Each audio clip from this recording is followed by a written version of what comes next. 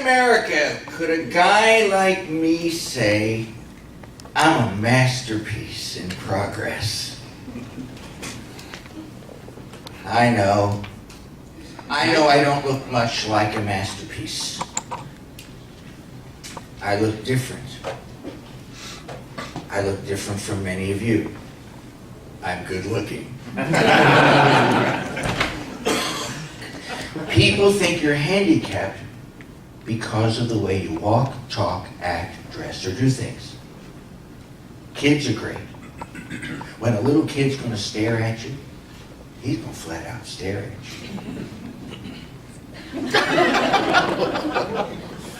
Had this one little guy about 5 years old comes up to me and he points to my hook and he asked me, he says, is that cool or what? $47,000 this arm cost. My leg cost $10,000. It costs an arm and a leg to make an arm and a leg. But he pointed to my hook and he said, what's that? And I said, it's a hook. What you got that for? I said, because I don't have any hands. Why don't you have any hands? I told him I used to bite my fingernails and one day I went too far. He hadn't bigger clipped his fingernails since the boys got claws. People think you're handicapped because of the way you walk, talk, act, dress, or do things. The question comes to my mind is, are you handicapping yourself? Are you keeping yourself from winning? Now, I know you're thinking handicaps and braces and wheelchairs and crutches, but let me give you a different definition. You see, a real handicap isn't about any of those things. A real handicap is anything that keeps me from becoming or being all that I can be. Think about that. Now, I said in the beginning, I'm a masterpiece.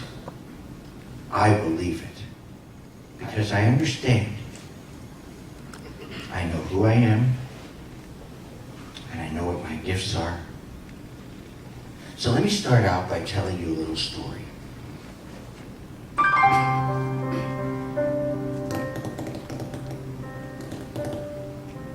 My name is Jeffrey David Steinberg,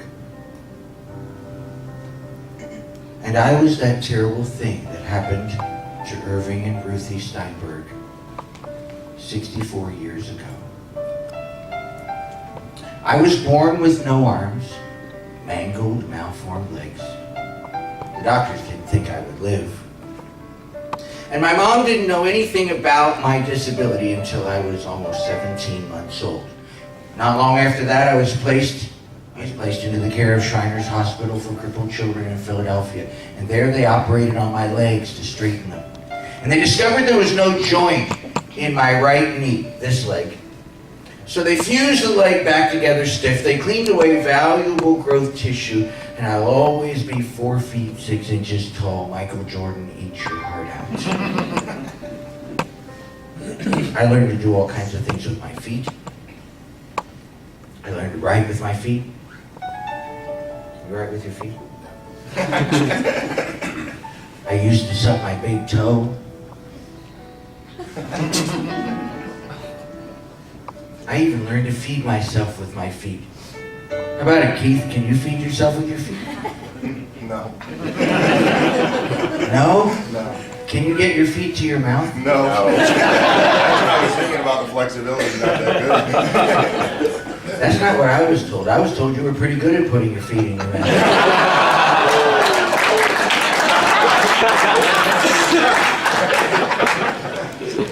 Well, there goes my pay.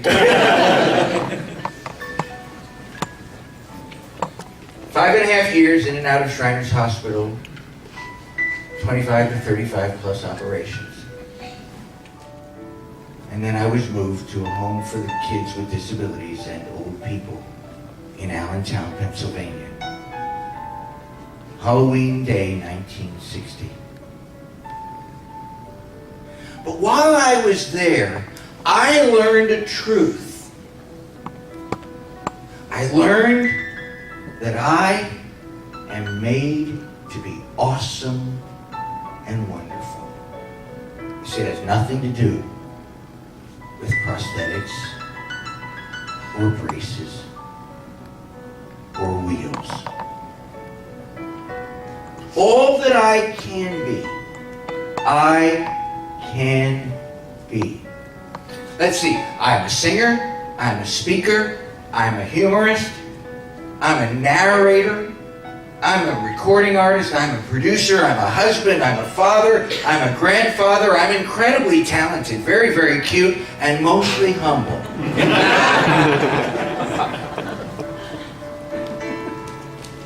All that I can be, I can be.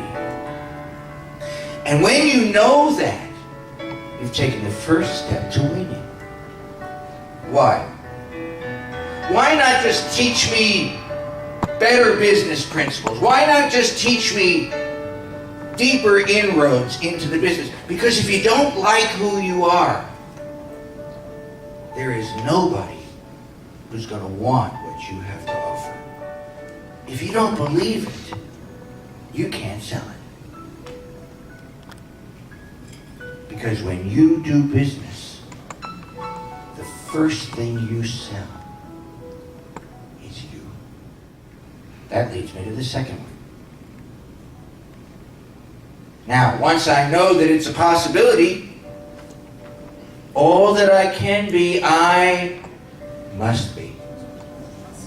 You see, once you know that you can, it no longer becomes an option, it has to become a mandate. Because to settle for anything else is to settle for less. Now, I don't know about you guys, but I know enough about Keith from having just met him to know that less is never good enough. I have to do more. I have to be more. I must be. That brings me to the third point. All that I can be, I choose to be. Because you gotta want it bad enough not to care what anybody thinks. Now you got all three of these, and you got all that I can be, I can be. You got all that I can be, I must be. And then you got all that I can be, I choose to be. And you put it all together, and then you get all that I can be, I shall be. Yeah. That's the moment of resolve. I can do that. Walk up to Keith and say, whatever you need, I can do that. Tell each other, this is going to be the greatest year ever. Because we can do that together. All that I can be,